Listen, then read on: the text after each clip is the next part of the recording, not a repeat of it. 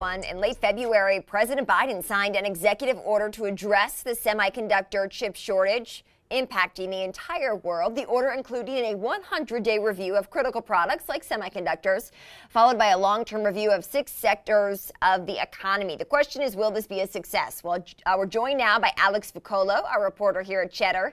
Alex, it's good to see you this afternoon. What role can the government play in this industry?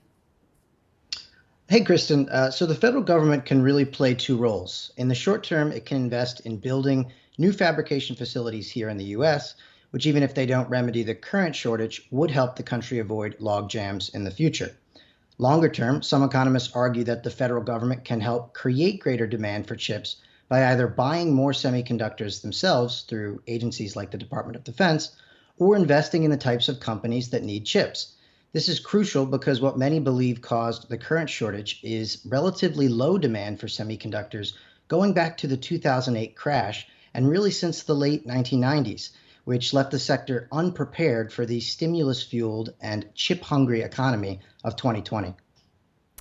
Alex, do you think that this will ultimately lead to more jobs, at least here in the U.S.? We know Biden is trying to bring jobs back here to the U.S., and if so, what types of jobs?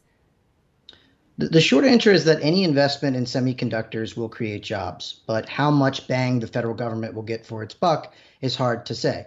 The Semiconductor Industry Association, which has lobbied Biden for support, released a study last year showing that $50 billion in federal incentives could help produce 70,000 direct jobs and up to 19 manufacturing facilities over the next 10 years.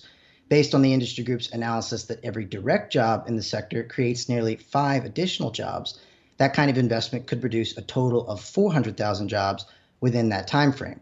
While Biden's proposal is just $37 billion, we're still talking about potentially tens of thousands of jobs in an industry that currently employs roughly 250,000 people in the U.S. That being said, some industry watchers believe those numbers are optimistic. One analyst I spoke to, Stacy Rascone from Alliance Bernstein, told me the average leading-edge facility can cost between 15 to 20 billion on its own, and that increasingly newer plants are fully automated, meaning less jobs, more cutting-edge machines. Ultimately, he said the impetus for building plants is more about lessening reliance on foreign manufacturers than it is about creating a windfall of jobs here in the U.S.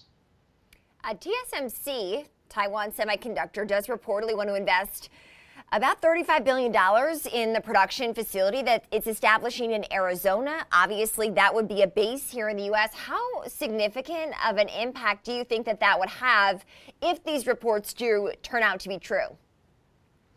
Well, when TSMC first announced plans for expansion last year, it projected that it would create 1,600 new jobs and be completed by 2024.